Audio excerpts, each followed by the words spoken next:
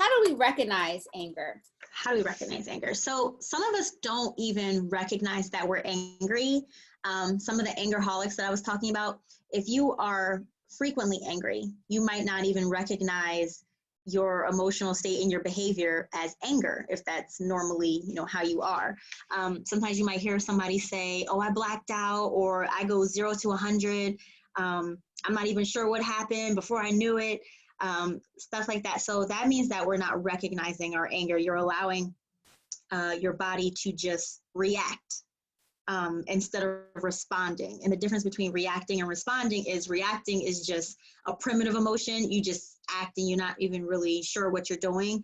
Responding is thinking about the situation. When we talk about anger management, we talk about evaluating the situation. Is this something that warrants me getting this upset? And our body, a lot of times what can happen is some people might say they have sweaty palms. You might get a headache. Some people say that their stomach hurts. And it's going to be a little bit different for everybody. The way that you experience anger in your mind and your body is going to be a little bit different than me or someone else and how we experience anger. In anger management, we teach people to create an anger log. And the great thing about the anger log is you can begin to recognize patterns. So with an anger log, you would log what the event was, the time and date, and then on a scale of 1 to 10, how you felt about it.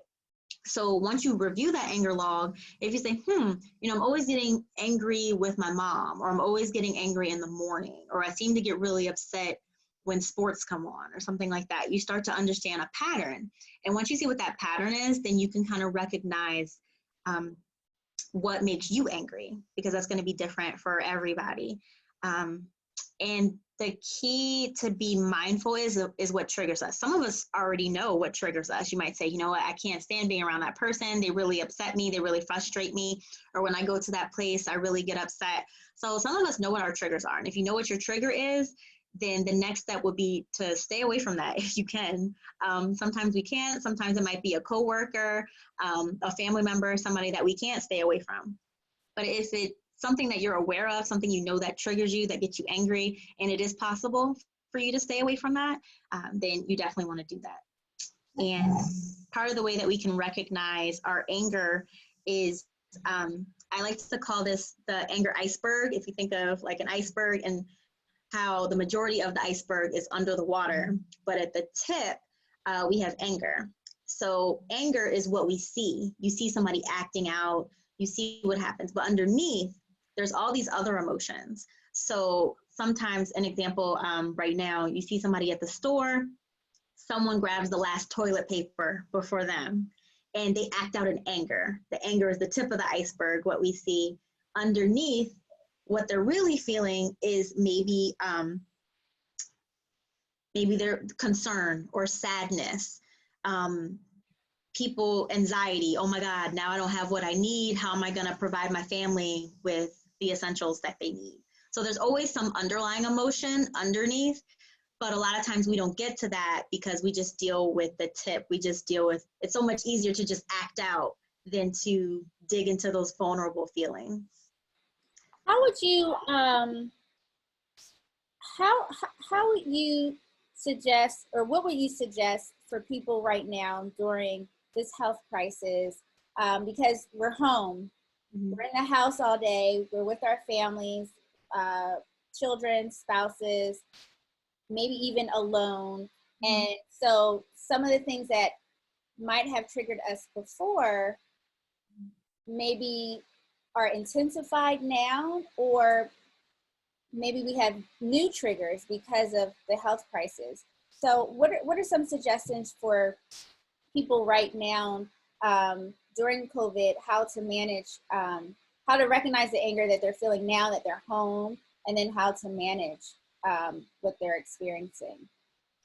I would definitely say rationalize your thinking. A lot of times we think that we deal with dysfunctional thinking, and sometimes we create a thought process based off of false information. So some that we're seeing right now is people say, well, there's social distancing, so I can't do anything. That's a dysfunctional thought. That's not true. We can do things. we just can't do everything.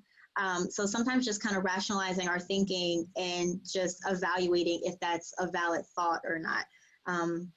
Another one is people are saying this is the worst imaginable thing. And for some people it is, some people are dealing with grief and different things right now. But if your reality right now is kind of like mine, like I said, just trying to balance homeschooling children and teleworking, that's not the worst situation ever, and things will get better. So part of that is to look to the future, realize that this is a temporary situation, that things are going to get better. And then part of that is also responding rather than reacting.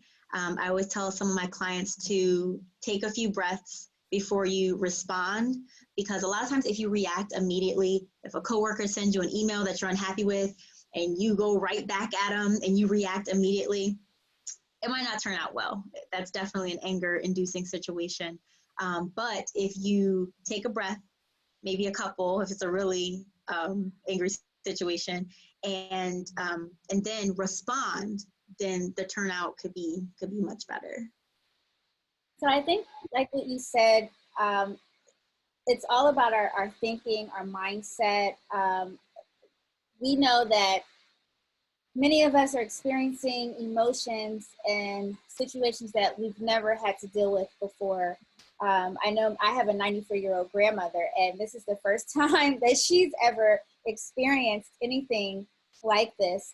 And, for me, I have my own frustrations and anxieties. I can't, I don't go over to her house as much because she has caregivers, and I'm worried about what they're bringing into her home in addition to me taking something to her, or vice versa. I don't want to make her sick, but I also don't want to get sick in case one of her caregivers are sick. So these are just some of the stressors that we're all facing. And then you have the essential workers who are still going out, putting their health at risk, who are angry, my fellow caregivers who are not receiving the proper PPE. So there's so many things that are going on right now that, one, are out of our control, two, that we've never experienced before.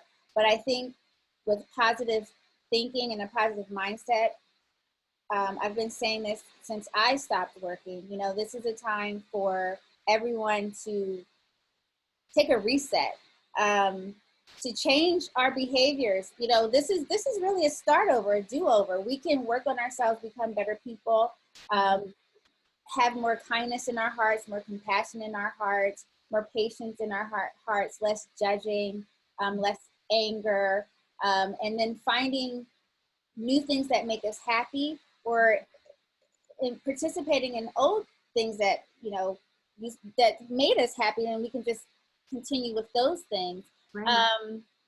So what would you tell people just moving forward during this health crisis, managing their anger? And before I go, you mentioned briefly that anger comes in stages. Do you want to touch on that, on the stages of the anger before it gets to you talked about the iceberg and the tip? Mm-hmm. Are you able to actually, is it the same for everyone, or is it different for everyone, those stages? Like before they get to that anger, are those emotions the same for everyone? So the emotions are different for everybody. So something that has me at a 2 or a 3 might be something that brings you to a 9 or a 10. And a lot of times that's going to be based off of our past situations. And one thing that we look at in anger management is your pre-state. And the pre-state is basically how you felt before the anger-inducing situation happened. So your pre-state, it's a temporary mindset, but it could be if you're anxious, if you're stressed out, maybe you were using drugs or alcohol. A lot of people cope with, alcohol right now. If you're tired or sick. So if you have one of those pre-states at the time that an anger-inducing situation comes, it could definitely escalate it. And another part of that is the appraisal.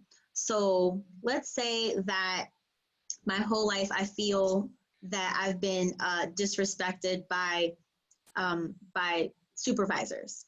And so I get into a situation where I feel like I'm being disrespected by my supervisor. Immediately, my appraisal is different than it might be for you if you've never been in a situation where you feel like you're being disrespected by a supervisor. So sometimes, like with that anger log, we'll find different patterns. And you say, I feel like I'm always feeling this way, or I feel like I always get into this type of cycle. So there's the stimulus, the thing that is upsetting us, our pre-state, how we're feeling about things prior to the event, and then our appraisal, just kind of how we think about it. Something could happen to me and I'm like, maybe they didn't mean to cut me off. Then maybe something happened to you and you're like, oh no, they meant to do that. Like, I gotta chase them down, road rage. So it can definitely be a little bit different for everybody. And what are some of your suggestions for coping mechanisms during COVID-19? Mm-hmm. So I would say, for one, focus on the big picture. A lot of times we focus on all the small things. My children have to do everything like this. They're supposed to wake up by this time, go to bed at this time. So we're living in a situation where you can look at the big picture. Are my children healthy? Is my family healthy? Do we have a roof over our head? Things like that, instead of looking at the smaller things. I would say another thing is take a break from the news. A lot of times, if you're sitting in front of the TV, constantly watching the news, that can be a stressor. That can definitely be an anxiety-ridden situation if every day you're counting how many new cases there are. Create a routine. A lot of us are working from home. So if you are sitting in the same space every day, not really moving, not getting any exercise, kind of sitting around in the same clothes, that's not going to be a good situation. So I tell people to act like you're getting ready to go out. Get up, get dressed, do your hair, take a shower, fix food, fix real meals, not just like snack foods, things like that. Even if you're not going anywhere, keep some type of routine, even if it's not your normal routine. Maintain self-care. A lot of times people can slip into depression if you don't take care of basic needs, which is sometimes what happens when you're home just teleworking, or you're dealing with the kids, trying to do too many things at once. And then another thing is you can read, paint, drawing, listen to music, meditating, and it's going to be different for everybody. Listening to music to me could escalate me, make me upset, but it could be calming to you. So I would say just look and see what helps you to feel calm, to feel at your happiest. For me, a big coping mechanism I use is my faith. A lot of times I'll go pray, meditate on the word, and just kind of say, okay, God, what's going on? So it's going to differ for everybody.